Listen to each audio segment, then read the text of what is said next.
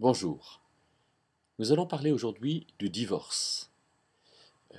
Le divorce est un acte social, c'est un acte qui se passe devant les tribunaux et qui permet aujourd'hui de savoir qui n'est plus avec qui et de fait que la société constate et sache euh, finalement qui est libre, qui n'est plus sous le contrat du mariage. Le divorce est également un acte qui est prévu par la loi de Moïse.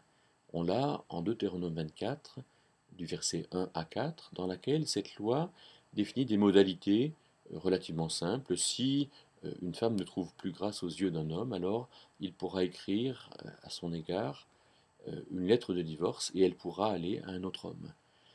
Cette loi présente des modalités de divorce, mais le sens de cette loi n'est pas de proposer un modèle de société, c'est-à-dire de dire on peut divorcer, de dire on peut se marier, on peut divorcer, mais de dire quand finalement un couple n'existe plus, quand l'homme et la femme ne s'entendent plus, alors il est nécessaire que la société puisse dire, eh bien voilà, quand un homme et une femme ne sont plus ensemble, s'ils sont dans des pays différents par exemple, alors voilà, cet homme et cette femme ne sont plus ensemble et la société le constate.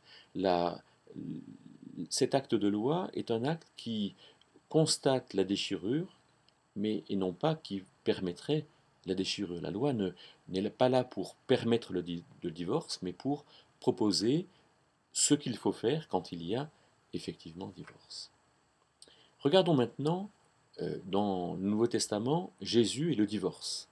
Alors il y a différents textes qui sont suffisamment nombreux pour qu'on ne les regarde pas tous dans une petite vidéo comme celle-là, mais regardons simplement Matthieu 19 et écoutons trois points essentiels, me semble-t-il, dans Matthieu 19 de ce que dit Jésus. Euh, Regardons-les par ordre chronologique, en premier lieu. Verset 3, les pharisiens viennent à Jésus et lui demandent est-ce qu'il est permis de divorcer pour quelque raison que ce soit.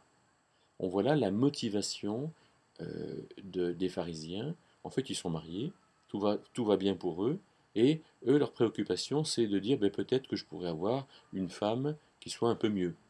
Donc, on voit là l'esprit tordu des pharisiens, et qui est l'esprit tordu de l'humain, qui est de toujours quelque part vouloir mieux, et ce qui objectise le conjoint, ce qui rend le conjoint objet en disant mais voilà, j'ai un conjoint comme ceci, mais je pourrais peut-être avoir un conjoint un peu mieux, et ce qui met complètement de côté l'amour.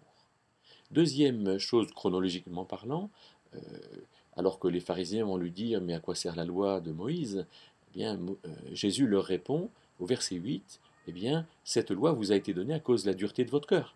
C'est-à-dire qu'en fait, vous vous êtes séparés, et donc il faut bien que la loi entérine, constate cette séparation.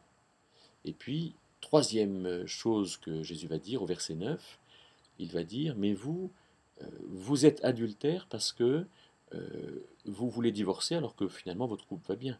Et il dit, c'est pourquoi je vous dis que quiconque répudiera sa femme, si ce n'est pour cause de fornication. C'est-à-dire que vous voulez répudier parce que, pour n'importe quelle cause que ce soit.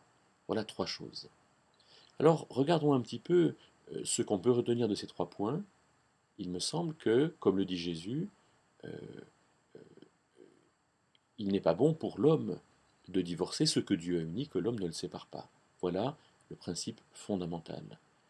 Alors, qu'est-ce que dit Paul? Eh bien, il dit exactement la même chose. En 1 Corinthiens 7 et au verset 10, il dit que la femme ne se sépare pas du mari, que l'homme ne se sépare pas de la femme. Il leur dit à ceux qui sont mariés. Et donc voilà un principe général qui est de ne pas divorcer et qui montre à la fois dans la bouche de Jésus comme dans la bouche de Paul que pour ceux qui éventuellement seraient à ces extrémités de divorcer, eh bien, est-ce que vous avez recherché les solutions divines? Est-ce que vous avez recherché à être aidé? Est-ce que vous avez vraiment conscience que Dieu donne finalement ces solutions, c'est ce chemin dans lequel on peut essayer de mettre en œuvre quelque chose qui fera qu'on n'ira pas jusqu'au divorce. Parce que pour Dieu, le divorce n'est pas une solution. Pour Dieu, le divorce est un échec Et donc nous avons à nous à rechercher comment affermir notre couple, comment considérer l'autre, comment essayer de mettre en œuvre par le dialogue, par la sollicitation des parents, de la famille, de l'Église, par la sollicitation de professionnels qui peuvent aider. On a à rechercher comment affermir le couple, mais quelque part le divorce est toujours un échec cuisant dans lequel Dieu ne veut pas que nous passions. Alors voilà, que cette réflexion sur le divorce puisse nous mettre dans une démarche positive, déjà de construire notre couple, d'entretenir l'amour, et puis quand ça ne va pas, eh bien d'essayer de trouver des solutions et d'avancer dans un chemin dans lequel les choses sont encore possibles.